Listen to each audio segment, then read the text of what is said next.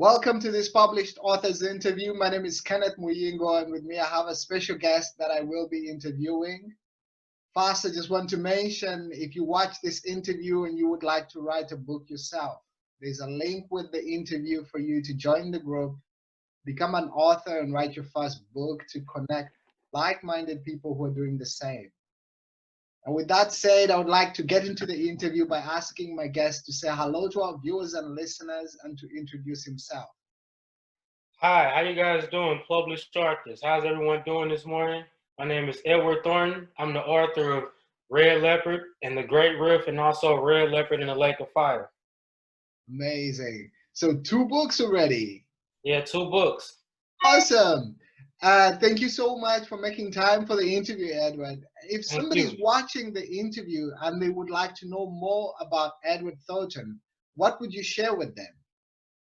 Well, right now I want to tell you guys I'm a software developer, and I got interested in writing books because of Oprah Winfrey. Actually, she wrote so many books about slavery, and all her movies are about slavery. So I was like, how can I stop this? How can I do something different? So what I did was I started writing Afrofuturism books based 252 years in the future, showing the advanced civilization. Nothing about my books are like the complete opposite of that. So that's about me. And anybody want to reach me, they can always go on Instagram.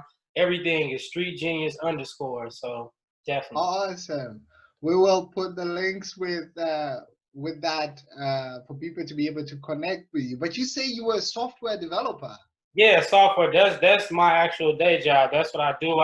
The thing back there, that's my app Loop. So I gotta do apps that I make for other people, other businesses, and also for myself.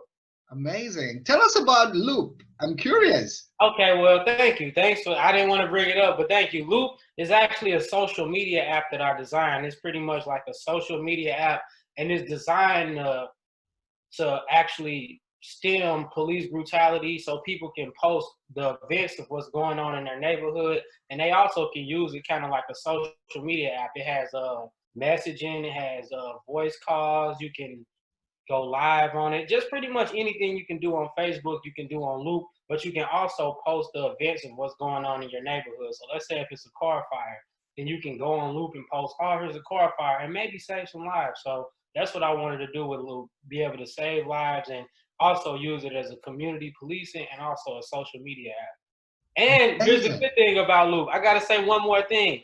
My character, the Red Leopard in my book, he fights crime using Loop. Wow. Yeah, he's a crime fighter that fights crime using loops. Yeah, so yeah, it's Look actually at that. yeah. Wow, that's amazing. And I mean, this is great social community responsibility, because Yeah, if this app is designed to actually help uh, address crimes and to get police attention to where it's needed, I think it's definitely, really great. definitely. Well, Well, thank you so much. We will put the link to Loop as well with the interview okay. so that people can connect with you Thank as you. far See, as that is I thought concerned. this was just about the books, but it all tie in. It all tie in. No, it is. See, the beauty of life is everything affects everything else. Definitely. See, I like that you mentioned that the character in your book is using Loop, the Yeah.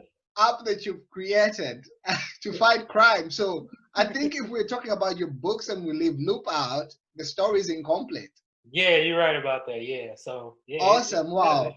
And so tell us about your first book. When did you publish your first book? my first book I published last year around February. I tried to time it up with Black History Month because I felt like that'll have the biggest impact. And my first book, The Great Rift. Let me see if I can see. You guys see but I'm gonna grab something for you. Awesome. So I'm gonna do it like this here. So we see it on the back, but the first book, The Great Rift, right? Yeah. What that was about, The Great Rift, it's literally about. See, Africa sits on a continental rift zone, Uh, and the East Africa, in particular, between from Kenya down to like all the way down close to South Africa, near like yeah. Tanzania and stuff like that. So what I did was I wrote a book about that rift zone and how in 252 years in the future, it's going to be a massive earthquake. It's going to split the the continent in two.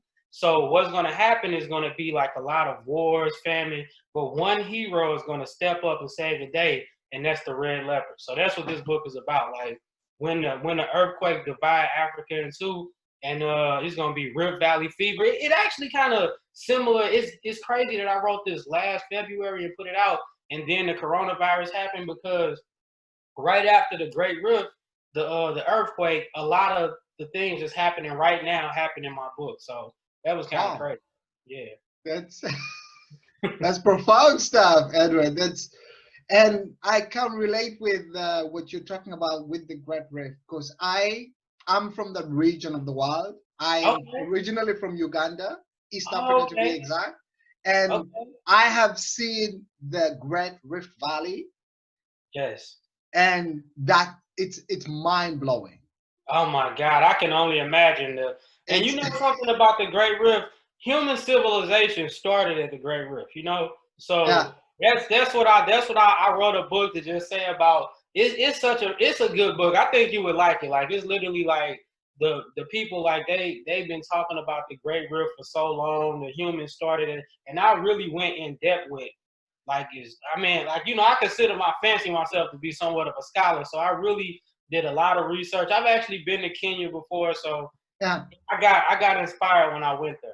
Amazing. And I'm curious, I mean, Edward, you could have written about all sorts of topics. Now you have like just sparked my curiosity here. I just want to know what inspired you to write The Great Rift. I think it was when I visited East Africa. Like maybe it was when I visited East Africa, but also when I found out more about the Great Rift. Like you finding out about this rift zone that nobody, and I know that one day, right? You want to know what it really was? One day I know that Hollywood is gonna, because you know how Hollywood is. They love to see like conflict between Black people, right? I looked at it, right, and I touched on every aspect of it, like the differences between the people, how they look in Kenya and how they look in Ethiopia, and it's gonna split right at the thing. So what I did was I wrote a book that's like pretty much, it's actually like a book that highlights everything. But of course, at the end of the book, it's like everyone comes together. That's the whole purpose of the book, to say the Great Rift is a rift from the outside. Like it's an outside force, like an earthquake. There's always an outside force trying to create a rift between the people. But it's up to them to want to stick together. But I feel like what made me write about it is that I know that Hollywood is going to try to pick up on this one day. And when they do, guess who the forerunner that they gotta go through to kind of get exactly. It right. You'll be like, I've already been there and I got the T-shirt, so come talk to me. Yep, that's what it's about. Amazing. It's so you being on this journey, and when did you go to Kenya? I went to Kenya, I believe it was 2017, I believe. I've been to so many countries in Africa. Like I've actually traveled all across Africa. I've been to even little known countries that most people haven't went to. I went to Equatorial Guinea. Most people don't even know of this country. I've been there. I learned Spanish there. So that's where I've been to Nigeria just last year. I travel a lot, but see, even in my book, the new one here, is a Nigerian soccer player. He's blind, by the way. So one of the best soccer players in the world, and he's blind. So yeah, it's a lot of interesting things going on. Like wow. So the new book, what the title again is? This one is The Lake of Fire. So the new Red Leopard and the Lake of Fire. Yeah, Red Leopard and the Lake of Fire. And in this new book, you guys, it became sort of popular because it went viral. And I had created a trailer for it. So the trailer went viral, got over 100,000 views on YouTube and on TikTok, because it was a cartoon, a lot of kids started dancing to it. So a lot of people do know about Lake of Fire, but none of your fans, I'm sure. But all of my people know about the Lake of Fire. So the new book, The Lake of Fire, is the second installment of the Red Leopard saga, where Uku, he teams up with a Nigerian football player to go fight Le Lumiere, who is actually like the villain of the book, by the way. Oh, so the second book is inspired out of your trip to Nigeria? Well, not kind of, yeah. I would say kind of, yes, but more like it just had to be a second. It had to be a second book, so I just pretty much wrote it into. And the second book is actually, I believe, more interesting than the first, because the first book I did a lot of like context and kind of build up this universe, and in the second book I get to really play with the characters and give them personalities. Like Uku, he's more now like a anti-villain, kind of like what is his name? What is the anti-villain?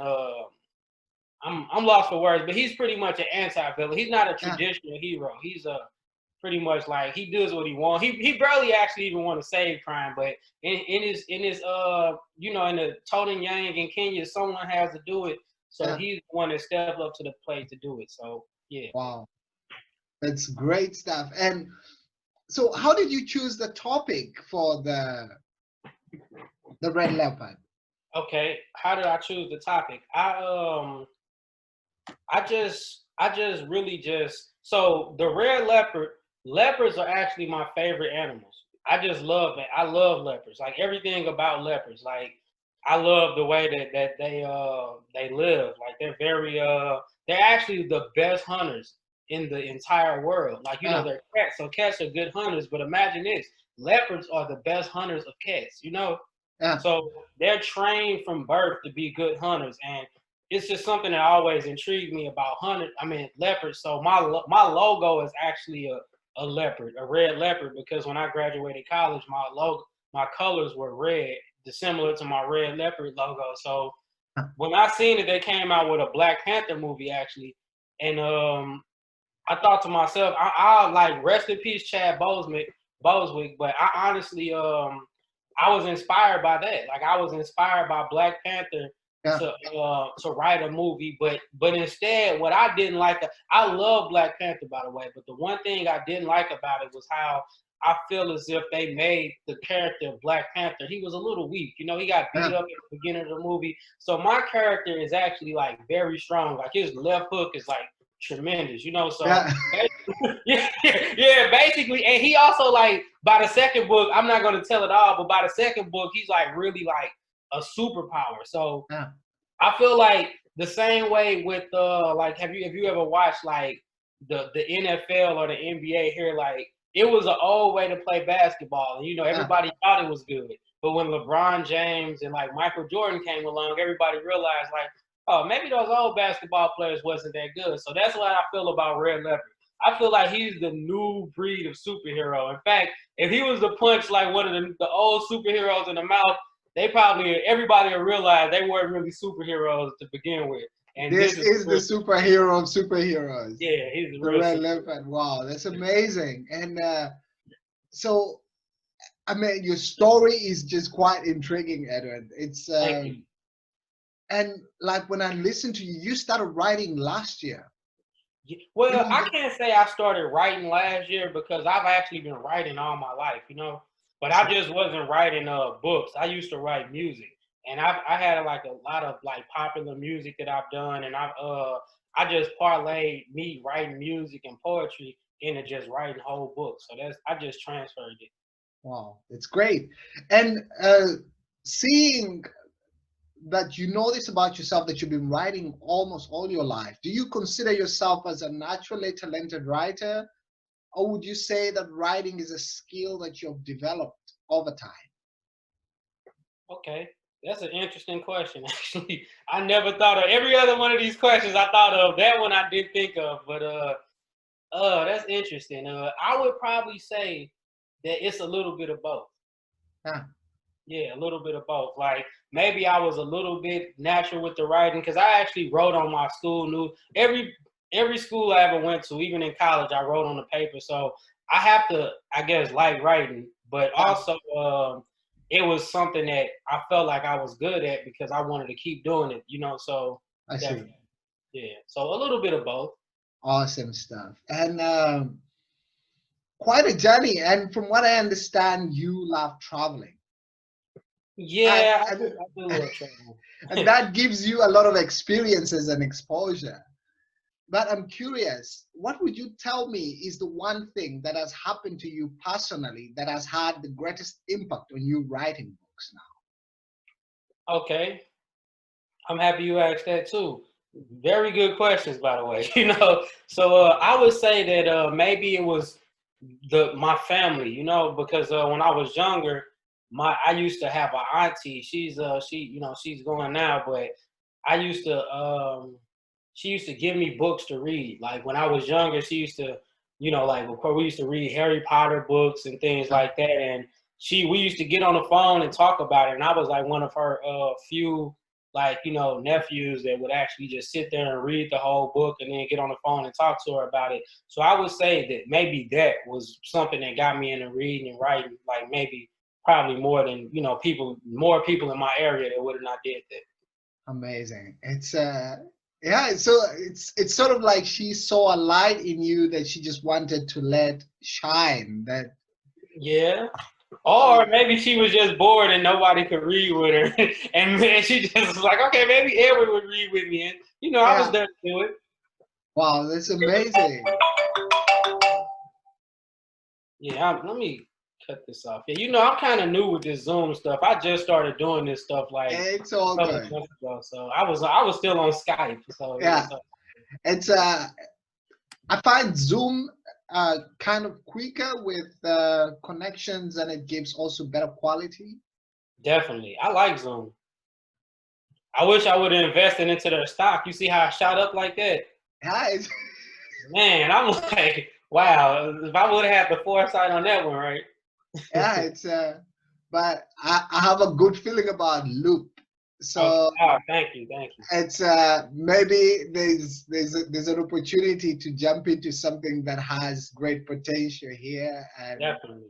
I'm sure going to be keeping in touch with you about this one. I appreciate that. I really appreciate that because Loop is definitely something that took me a while to develop. I put a lot of time and energy into it, and I'm definitely trying to go full force with. I spend a lot of my time on Loop, so that's one of Right. my things. Like as you know, I do other jobs for other people, and I try to do them at 100%. And a lot of people know me for working around town, and I also work online with different companies. But Loop is kind of like one of the apps that I put out myself. I'm very proud of, and I plan on. We've been getting a lot of publicity about it too, so I plan on taking it to the next level, definitely. Awesome stuff. I would sure like to hear more about this in the future. And Okay.